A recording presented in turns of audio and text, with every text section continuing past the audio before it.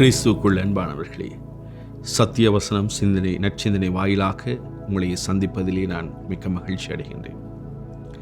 இன்றைய நாளின் சிந்தனைக்கான கருப்பொருளை ஆவியின் கனி என்ற கருப்பொருளிலே உங்களோடு பகிர்ந்து கொள்ள நான் பிரியப்படுகின்றேன்.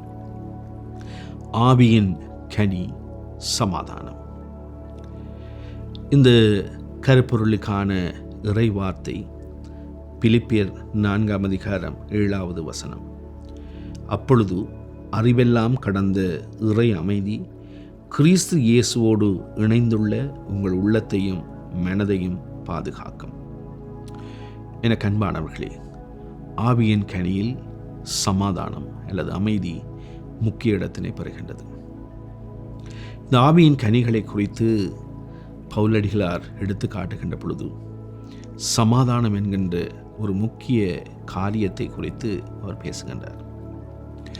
இன்றைக்கு இந்த சமாதானம் அல்லது அமைதி என்கின்ற வார்த்தை உலகளாவிய ரீதியிலே அதிகளவு பேசப்படுகின்ற ஒரு காரியம். உலகளாவிய ரீதியிலே நாடுகள் தோறும் அடிக்கடி பேசப்படுகின்ற அல்லது மலிந்து போன ஒரு சொல் இந்த சமாதானம். இந்த சமாதானத்தை ஏற்படுத்துவதற்கு பலர் முயற்சிக்கின்றார்கள். சமாதானத்துக்கான முயற்சிகளை மேற்கொண்டு நோபல் பரிசினை பெறுகின்றவர்கள் அதற்கான வாஞ்சைகளில் இருக்கிறார்கள். இப்படி இந்த சமாதானம் பல்வேறுபட்ட நிலைகளிலே அதிகமாக பேசப்படுகின்றது. இப்படி பேசப்படுவதனால் இந்த சமாதானத்தை குறித்த அதனுடைய பெருமதி கூட இல்லாமல் போயிருக்கிறது. அல்லது சமாதானம் ஒரு மலிந்து போன ஒன்றாயிருக்கிறது. அல்லது இந்த சமாதானத்தை பலர் இலகுவிலே அடைந்து விடலாம், அல்லது சமாதானத்தை இலகுவிலே ஏற்படுத்தி விடலாம் என்று பலர் எண்ணக்கூடிய சந்தர்ப்பங்களும் இருக்கின்றது. அவ்வளவுக்கு இந்த சமாதானம் இன்றைக்கு மலிந்து போய் இருக்கின்றதை நாம் பார்க்கிறோம். இவ்விதமான சூழ்நிலையிலே உண்மையான சமாதானம் எது? எப்படி அந்த சமாதானம் வருகின்றது? எப்படி அந்த சமாதானம் ஒரு தனி மனித வாழ்விலே செல்வாக்கு செலுத்துகின்றது? எப்படி ஒரு தனி மனித வாழ்வில் ஒரு நிறைவுக்கு இந்த சமாதானம் உதவக்கூடியதாக இருக்கிறது என்பதை குறித்து நாம் சிந்திக்க நாம் அழைக்கப்படுகின்றோம். சமாதானம் உலகளாவிய ரீதியிலே பேசப்படுகின்ற பொழுது தனி மனித சமாதானம் அடிக்கடி சிந்திக்கப்பட வேண்டிய ஒன்றாக இருக்கிறது. ஒவ்வொரு தனி மனிதனுடைய வாழ்விலும் இந்த சமாதானம் முக்கிய இடத்தை அது பெறுகின்றது. ஒரு தனி மனிதனுடைய வாழ்வுக்குள்ளே இந்த சமாதானம் வருகின்ற பொழுதுதான் அது உலகளாவிய ரீதியிலே நாடுகளுக்கிடையிலே, பிரதேசங்களுக்கிடையிலே, கிராமங்களுக்கிடையிலே, குடும்பங்களுக்கிடையிலே சமாதானத்தை அது ஏற்படுத்த முடியும்.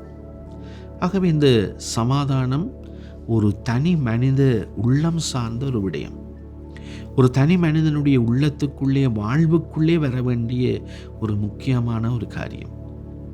ஆகவேதான் பவுலடியார் பிலிப்பியருக்கு எழுதுகின்ற கடிதத்திலே சொல்லுகின்றார், அறிவெல்லாம் கடந்த இறை சமாதானம், இறை அமைதி கிறிஸ்து இயேசுவோடு இணைந்துள்ள உங்கள் உள்ளத்தையும் மனதையும் பாதுகாக்கும். ஆகவே கிறிஸ்துவோடு இருக்கின்ற உங்கள் வாழ்வு அது இந்த உலக பிரகாரமான விடயத்திலே உலகம் விவரிக்கின்ற, வர்ணிக்கின்ற, வரையறுக்கின்ற சமாதானத்தை கடந்து ஒரு ஆழமான ஒரு சமாதானத்தை பவுலடிகளார் அங்கே சொல்லுகின்றார். இந்த சமாதானம் உங்களுடைய உள்ளத்துக்குள்ளும் மனிதனுக்குள்ளும் ஒவ்வொருவருடைய மனதுக்குள்ளும் அங்கே செயலாற்றுகிறது என்ற காரியம் அங்கே சுட்டி காட்டப்படுகின்றது. இந்த சமாதானம் அல்லது அமைதி வெளிப்புறமான சூழ்நிலைகள் எவ்விதமாக இருந்தாலும், எவ்விதமான சவால்கள், சஞ்சரவுகள், சச்சரவுகள், தடைகள் சுற்றியிருந்தாலும் அது நம்முடைய உள்ளத்திலே அந்த சமாதானம் பிறக்க வேண்டும். எப்படி அந்த சமாதானம் பிறக்க முடியுமா இருந்தால் கடவுளில் வைக்கின்ற விசுவாசத்தினாலே தான் அந்த சமாதானம் உள்ளத்திலே பிறக்க முடியும். நம்மை சுற்றி பலவிதமான சவால்கள் இருக்கிறது, பலவிதமான நெருக்குதலுக்குள்ளே நாம் இருக்கிறோம். சஞ்சலங்களும் சச்சரவுகளும் நம்மை அங்கே பிழிந்து கொண்டிருக்கிறது, நம்மை ஆளுகை செய்து கொண்டிருக்கிற நிலையிலே நாம் எப்படி சமாதானமாக இருக்க முடியும்? அங்குதான் கிறிஸ்தவ நம்பிக்கை, விசுவாசம் அங்கே வலியுறுத்தப்படுகின்றது. ஆண்டவரிலே நாம் கொண்டிருக்கிற நம்பிக்கை, ஆண்டவரிலே நாம் கொண்டிருக்கிற அந்த பற்று உறுதி நமக்கு உள்ளத்துக்குள்ளே சமாதானத்தை கொண்டு வருகின்றது. இந்த பிரச்சனைகளை எல்லாம், வெளிப்புறங்களில் இருக்கிற எல்லா விதமான பிரச்சனைகளில் இருந்தும் அது ஒரு விடுதலையை தருவதற்கு, இந்த பிரச்சனைகளில் இருந்து நம்மை பாதுகாத்து கொள்வதற்கு நம்முடைய மனதுக்குள் இருந்து அது வெளிப்பட வேண்டியது அவசியமாயிருக்கிறது. அப்படி வெளிப்படுவதற்கு கிறிஸ்தவ விசுவாசம் நமக்கு உறுதுணையாக இருக்கிறது. ஆண்டவரிலே நாம் கொண்டிருக்கிற நம்பிக்கையை அது கொண்டு வருகின்றது. இந்த சமாதானம் இந்த எல்லா விதமான பதட்டங்களில் இருந்தும், நம்மை நெருக்குகின்ற இந்த சூழ்நிலைகள், தடைகள், சவால்கள், எல்லா விதமான பதட்டங்களில் இருந்தும் நம்மை காப்பாற்றி ஆண்டவருடைய திட்டத்திலே அமைதியாக இருப்பதற்கு அது நமக்கு உதவுகின்றது. ஆண்டவருடைய திட்டம் என்ன என்பதை காண்பதற்கு இதற்கூடாக ஆண்டவர் எதை சொல்ல வருகின்றார், இதற்கூடாக ஆண்டவர் எவ்விதமாக நம்மை வழிநடத்தப் போகின்றார் என்ற ஒரு தெளிவை நாம் காண்பதற்கு அங்கே அது அடிகோலுகின்ற ஒன்றாக இருக்கிறது.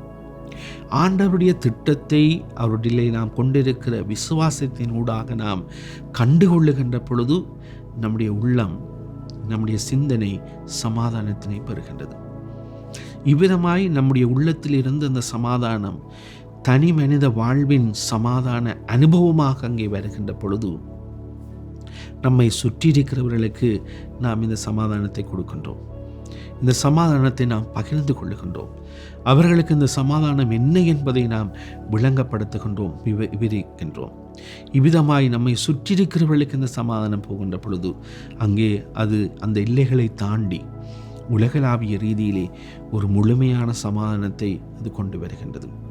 இன்றைக்கு நாடுகளுக்கு இடையிலே நடக்கின்ற பிரச்சனைகள், உலகளாவிய ரீதியிலே நடந்து கொண்டிருக்கின்ற சவால்கள் ஒவ்வொன்றையும் பார்க்கிற பொழுது ஒரு நாட்டின் ஒரு தலைவன் இன்னொரு நாட்டின் தலைவர்களுக்கு இடையிலே இருக்கின்ற முரண்பாடுகள் ஒட்டுமொத்த நாட்டை, உலகத்தை பாதிக்கின்ற நிலைக்குள்ளே போகின்றது அல்லவா?